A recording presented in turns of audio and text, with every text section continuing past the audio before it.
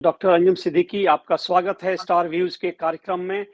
आपसे हम बात करने जा रहे हैं अमेरिका में चल रही एक ऐसी व्यवस्था जो बुजुर्गों को जीवनदायिनी है।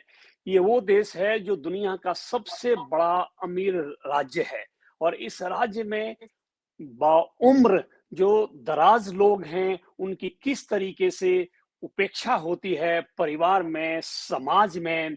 एक उम्र के बाद जिन्होंने अपनी पूरी जीवन, पूरी पैसा, पूरा समय देश को दिया है, अपने बच्चों के लिए दिया है, लेकिन आखिरी समय में उनके पास कुछ भी नहीं रह जाता है।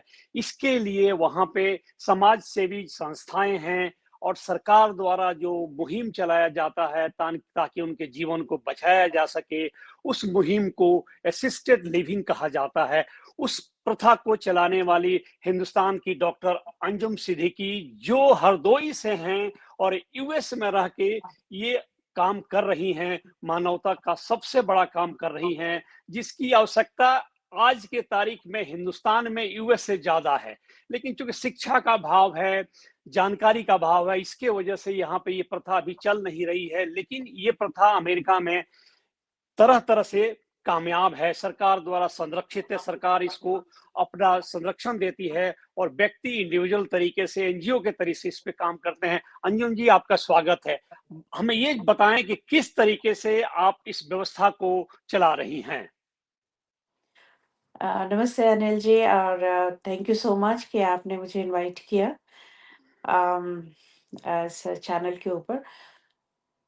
तो बुजुर्गों के लिए जो यहाँ पे प्रोग्राम्स हैं गवर्नमेंट के थ्रू ख़ास तौर से लोग अपना प्राइवेट इंतज़ाम तो करते हैं जिन लोगों के पास पैसे की व्यवस्था है और जो अपना बहुत ज़माने से बचा के भी रखते हैं और इंश्योरेंस लेते हैं, तो वो तो प्राइवेट होते हैं। लेकिन ज़्यादातर लोग ऐसे हैं जो एक वक़्त आने के बाद अपना अम, खुद से कोई काम नहीं कर सकते, अपनी देखभाल नहीं कर सकते और उनको घर में भी रहना मुश्किल होता है। तरह-तरह की परेशानियों का सामना करना पड़ता है। तो ऐसे लोगों के लिए गवर्नमेंट यहाँ पर ख़ास तौर से हम तो मैरीलैंड में हैं, वॉशिंगटन डीसी एरिया में काफ़ी आसानियाँ हैं, काउंटी के थ्रू भी हैं और स्टेट के थ्रू भी हैं। दोनों तरह से गवर्नमेंट मदद करती है और इसमें हर तरह के लोग मौजूद हैं। जिनके पास इंश्योरेंस है या थोड़ा बहुत पैसा है या सोशल सिक्योरिटी मिल रही है, वो लोग भी हैं और वो लोग भी हैं जो यहाँ पे अनडॉक्यूमेंटेड हैं, मतलब इल्लीगल हैं और उन्होंने सारी उम्र काम करके इल्लीगल तौर पर काम करके यहाँ गुज़ारा है। लेकिन एक वक़्त आया कि अब वो काम करने के काबिल नहीं हैं और उनको मदद की ज़रूरत है, घर भी नहीं है, पैसे भी नहीं हैं और बहुत से लोग ऐसे हैं कि जिनकी फैमिली भी नहीं है। और जी, टोटली इल्लीगल हैं, तो वो फिर काउंटी को कॉन्टैक्ट करते हैं, तो काउंटी या गवर्नमेंट कभी ये नहीं देखती कि भई इनके पास स्टेटस नहीं है, ग्रीन कार्ड नहीं है, सिटिज़नशिप नहीं है, यहाँ पे इल्लीगल रहे। ये सब चीज़ों को बिल्कुल नहीं देखती हैं और वो असिस्टेड लिविंग फैसिलिटीज़ में उनको प्लेस करके और असिस्टेड लिविंग को पेमेंट वो लोग करते हैं, पूरा टोटल पेमेंट खाने का, पीने का, रहने का, हर तरह से पूरा डॉक्टर्स का, सारे इंतज़ामात वो लोग करते हैं, गवर्नमेंट करती है। जी, जी।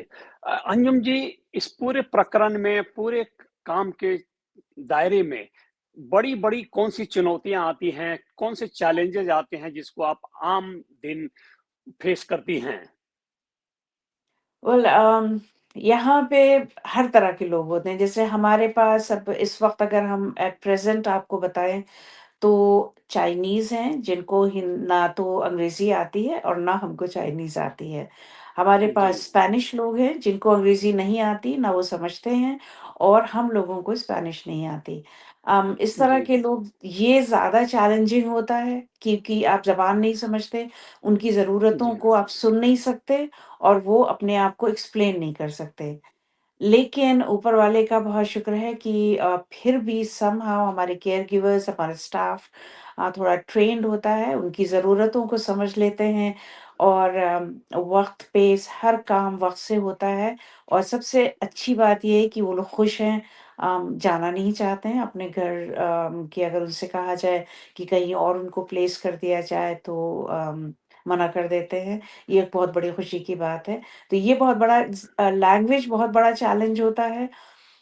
डिफरेंट एरिया से लोग आते हैं, डिफरेंट कल्चर के लोग आते हैं और वो खाने में कॉम्प्रोमाइज़ करते हैं, रहने में कॉम्प्रोमाइज़ करते हैं, ये भी एक बहुत बड़ी बात है। तो दोनों को कॉम्प्रोमाइज़ करना पड़ता है, हमको भी और उन लोगों को भी। अंजुम जी, सरकारी तौर पे यानी गवर्नमेंट के तरफ से किस तरह की सहायता प्रदान की जाती है आप लोगों को?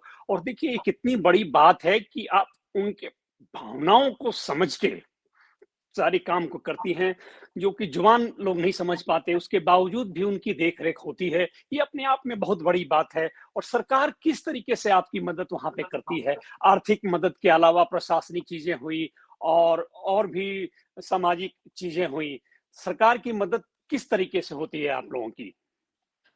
सरकार एक तो आर्थिक तौर पे उनके रहने का, खाने का, हर चीज़ का इंतज़ाम करती है, प्लस डॉक्टर्स का इंतज़ाम करती है। और हमारे पास जो सबसे बड़ी प्रॉब्लम आती है, वो ये होती है कि इतने सारे लोग हैं और किसी का डॉक्टर का अपॉइंटमेंट है, किसी को दूसरे डॉक्टर का अपॉइंटमेंट है। तो अब हम तो इतने सारे लोगों को एक साथ कवर नहीं कर सकते। तो जी, इनकी सब लोगों की एक सोशल वर्कर होती है। हम सोशल जी, वर्कर को कॉन्टैक्ट करते हैं और वो उनकी राइड, उनके जाने का, आने का, डॉक्टर के साथ कोई आदमी ऐसा मुकर्रर करते हैं कि वो उनको लेके जाते हैं, डॉक्टर्स के सारे नोट्स लेते हैं, मेडिसिन्स के प्रिस्क्रिप्शंस लेते हैं, जो चेंजेस होते हैं वो हमको आके पूरी डिटेल में बताते हैं, अगले अपॉइंटमेंट के बारे में बताते हैं, कोई रेफरल होता है तो बताते हैं। तो ये गवर्नमेंट की ये दूसरी बहुत बड़ी हेल्प होती है हमारे लिए कि हमको बिल्कुल भी प्रेशराइज़ नहीं होना पड़ता अब किसी चीज़ के लिए कि अब अगर डॉक्टर का अपॉइंटमेंट आ रहा है तो हम क्या करेंगे? या 2 लोगों का अपॉइंटमेंट है तो हम किसको प्रेफ़र करें, किसको लेके जाएँ? तो इस मामले में गवर्नमेंट काफ़ी मदद करती है, सोशल वर्कर्स ख़ास तौर से। जी। अंजुम जी, सामान्यतः आप 1, 2, 3 असिस्टेड लिविंग चलाती हैं, जिसमें लगभग एक में 10-15 लोग हो सकते हैं। ज़्यादातर तादाद कौन से रेस के लोगों की होती है?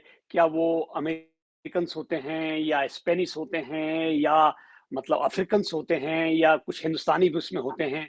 जी, मैम। हमारे पास तो मिक्स्ड कम्युनिटी है, जी, स्पेनिश भी हैं, काले भी हैं और चाइनीज़ भी हैं, हमारे पास रशियन भी हैं, सफ़ेद भी हैं, मतलब अमेरिकन्स जो ख़ास अमेरिकन्स होते हैं वो भी हैं। हर तरह के लोग।